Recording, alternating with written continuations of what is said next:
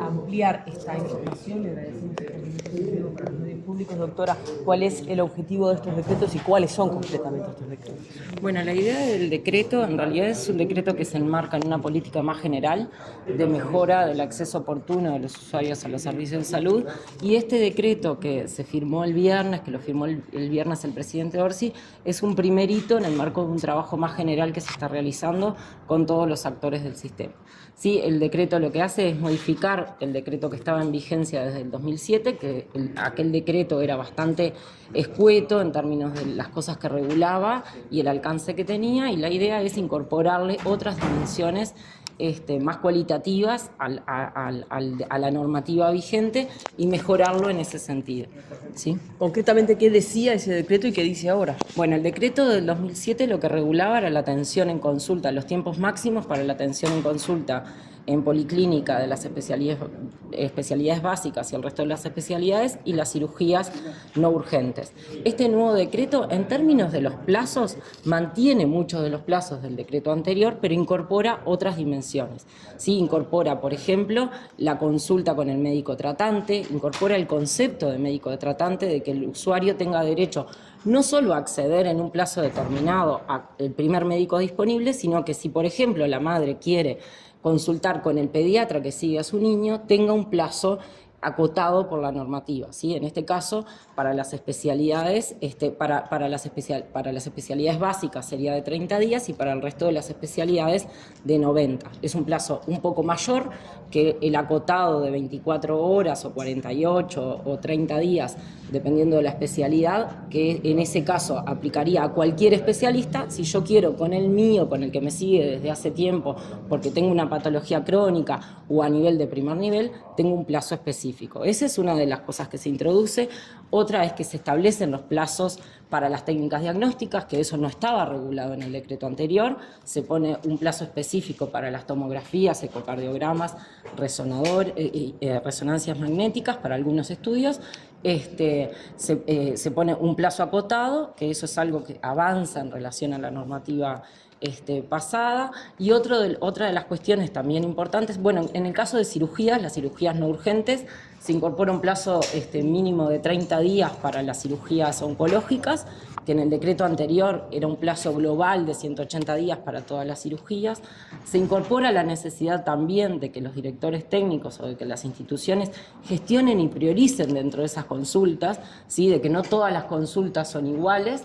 Y la necesidad también de que en el caso de las especialidades la consulta se desarrolle con derivación. Se prioriza la derivación en relación a aquel usuario que no la tiene. Doctora, todo el cuello de botella se daba con la repetición de medicamentos. ¿Qué pasa en este sentido? Bueno, esa es otra normativa, eso no está en este decreto que yo les mencionaba, pero está para la firma del presidente, así que va a salir en las próximas semanas, un decreto que lo que hace es para aquellos tratamientos crónicos, poner un plazo de 365 días para las enfermedades crónicas en general, para que las personas tengan sí un seguimiento del médico, de su médico o de la especialidad tratante, con un plazo razonable, pero que no necesiten ir, por ejemplo, cada 2 meses para que le den una orden por repetición de medicamentos, ¿sí?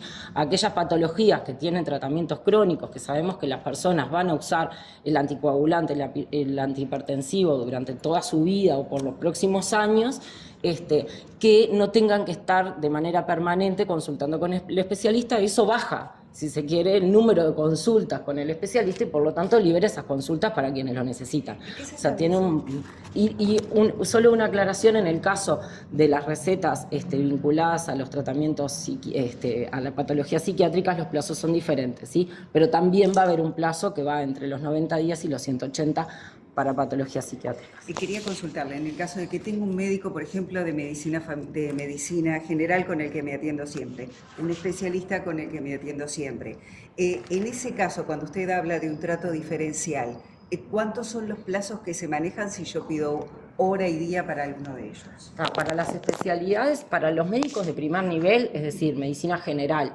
medicina familiar y comunitaria y pediatría, son 30 días, y para el resto son 90 días. ¿Sí? Esas para ginecología y el resto de las especialidades con el médico tratante son 90 días. De todas formas, es importante que la gente sepa, porque uno a veces las noticias parece que yo mañana puedo ir a pedir que el decreto se aplique en mi institución. El decreto va a estar en vigencia 60 días después de publicado en el Diario Oficial, que es un plazo razonable para que las instituciones se preparen para darle cumplimiento al decreto, y entonces ese es uno de los aspectos a destacar.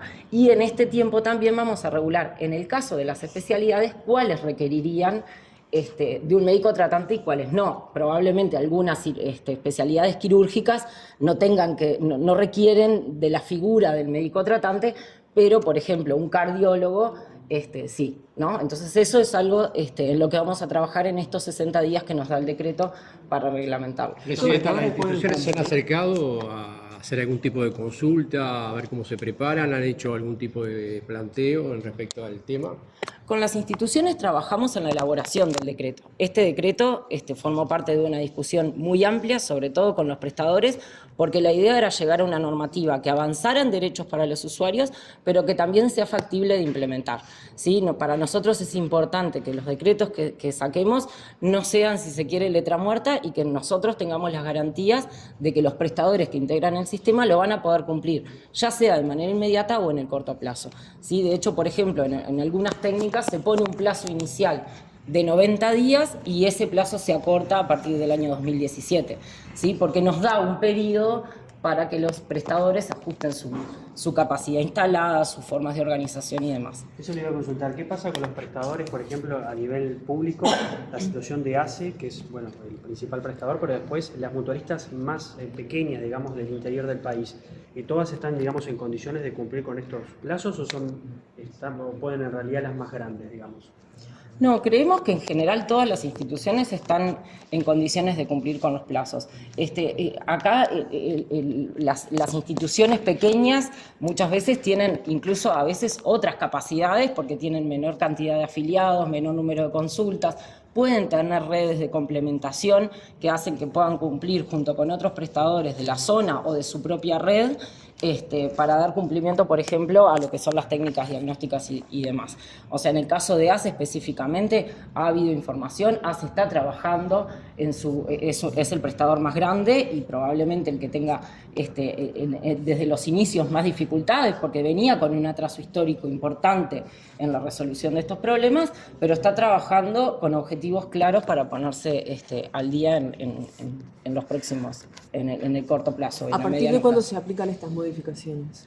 Bueno, en el caso del decreto global se aplican 60 días después de publicado en el Diario Oficial. En general demora, entre que lo firma el presidente y sale publicado en el Diario Oficial, pasan unos días, pero una vez que esté ahí publicado son 60 días. Y los otros dos decretos están a la espera de la firma y después correrán los plazos específicos después que esté firmado por el presidente. ¿Se puede llegar a mejorar con todas estas medidas eso de que tener que levantarse a las 5 de la mañana para ver si hay un número disponible, si queda algún número libre, eso que teniendo un país con tantos médicos por habitantes, eso se puede corregir con estas medidas?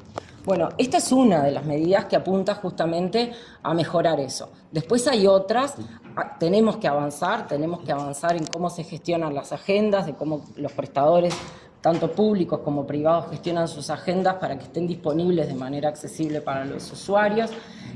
Hay que avanzar, hay algunas medidas que tienden a descomprimir la cantidad de consultas, entonces eso va a liberar números y va a hacer que ese tiempo que le lleva al usuario pedir hora, ¿no? Y en esto también hay una pata importante que a nosotros nos parece importante destacar, que tiene que ver no solo con los derechos de los usuarios frente al sistema, pero también con sus responsabilidades, y en esto queremos trabajar también este año. Hay una parte que es informar y educar a la población en términos de, bueno, cuáles son las implicancias de la conducta que yo tengo como usuario frente al resto, ¿no? Esto que hablábamos hoy en la conferencia de prensa, decir, bueno, cuando yo saco hora, por ejemplo, para un especialista, si después no voy y no la cancelo, le saqué el lugar a otra persona que podría haber usado ese número en mi lugar, ¿no? Entonces eso es una responsabilidad, por ejemplo, del usuario. O sea, los prestadores plantean siempre que tienen un ausentismo importante en la consulta por parte de los usuarios. Entonces esas son cosas, o sea, son muchas las medidas, por eso la idea es tomarlo el tema como un tema multidimensional y ver cómo lo abordamos desde los distintos lugares. ¿Se puede mejorar con un copago? Bueno, eso ya existe, no siempre hay instituciones, por ejemplo, que si yo no voy a la consulta, me cobran igual la consulta si yo no la cancelé con tiempo y demás. Pero bueno, eso en definitiva será un tema del usuario, qué tanto le afecta ese pago adicional, pero no me soluciona en el fondo el problema, que es que yo esa consulta quiero que la ocupe alguien que esté en la lista esperando para consultar, ¿no? Entonces, creo que ahí tenemos que pensar distintas estrategias, no siempre lo punitivo. Hay prestadores que no cobran consulta, entonces si están exonerados de tasas tampoco, ¿no? O sea, el tema es complejo, lo estamos abordando con todos desde las distintas facetas que